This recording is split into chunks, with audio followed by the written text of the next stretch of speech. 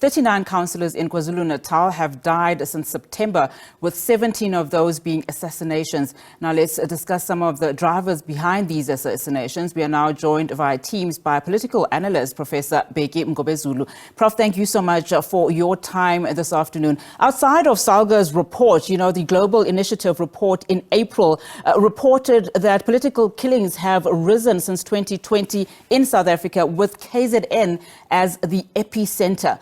What do you think is the cause for the rise in these political killings?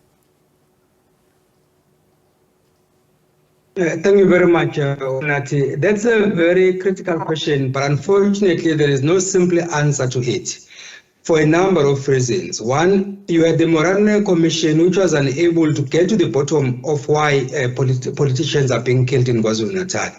And that's simply because of the complexity of the matter. You have situations whereby political parties are having problems internally.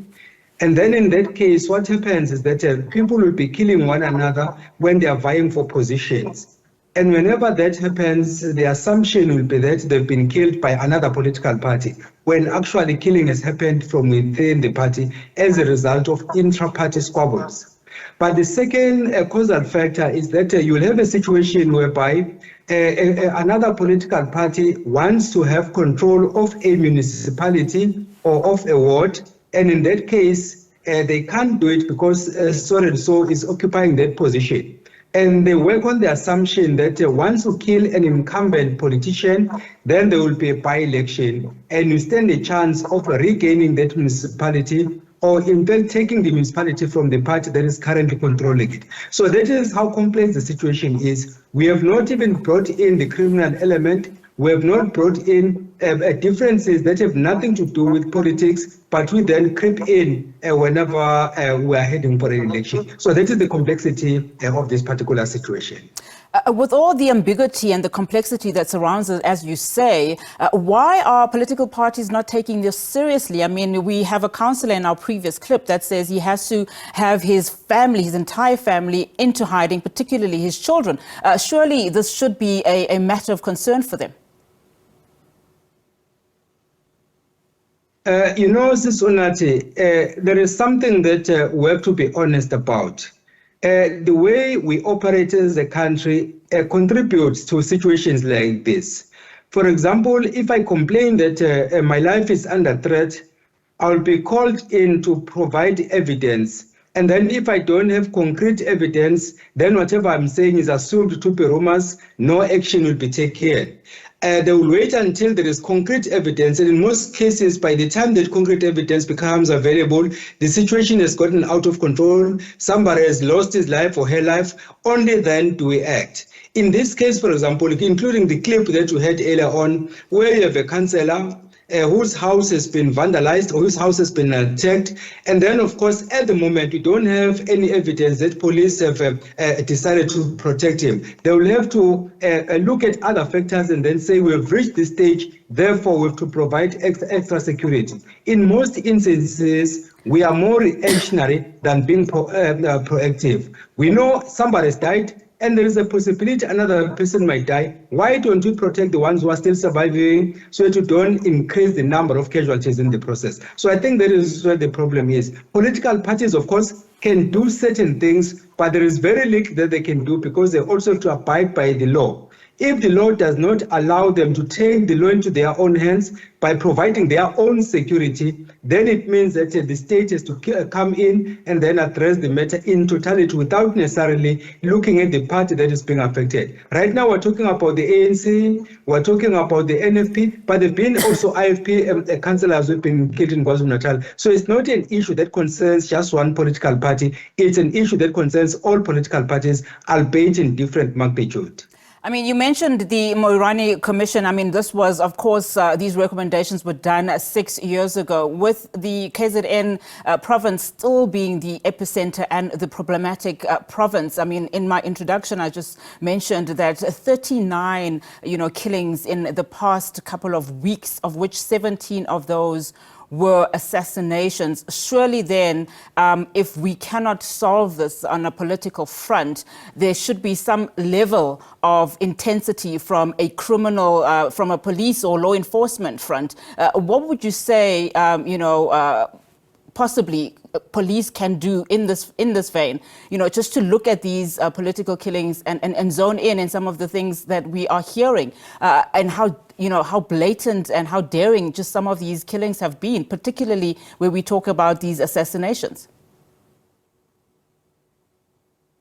Unati, there was a time when Salga approached government and said the minister, Bheki Mngomezulu, has to act expeditiously to try and arrest the situation before it gets out of control.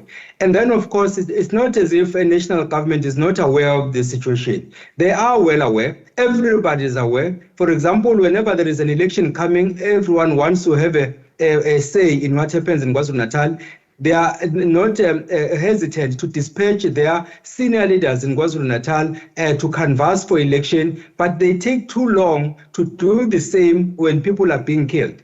Under normal circumstances, given the severity of the situation in KwaZulu-Natal, you would have expected that the security cluster would have upped its game by making sure that crime intelligence beefs up security, and then, of course, they intensify their information collection mechanism. And then, of course, our intelligence unit should be doing that. When the president took the state security agency and placed it under the presidency, the understanding was that they were going to be more efficient in addressing issues of this nature. Being efficient means that you have to collect information before a particular incident happens, not to come after people have been killed and then try to interview people and check who has been killed, who killed him or who killed him, and all of that, because it doesn't help us. And then the next thing that will happen, if my brother has been killed, my sister has been killed, chances are some members of the family might want to retaliate. And in that case, an eye for an eye leaves the world blind. And that is not the situation that we want. Do you think these killings, particularly as we talk about KwaZulu-Natal, are a deterrent to entering politics, Prof?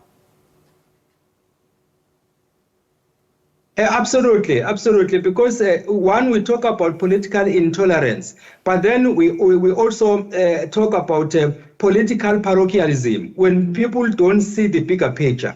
Because let's be honest, Unati, if you kill me because you want my position, how stupid can you be? Because it means once you have killed me, you will occupy my position. So who will prevent the next person from doing the same to you? It doesn't help.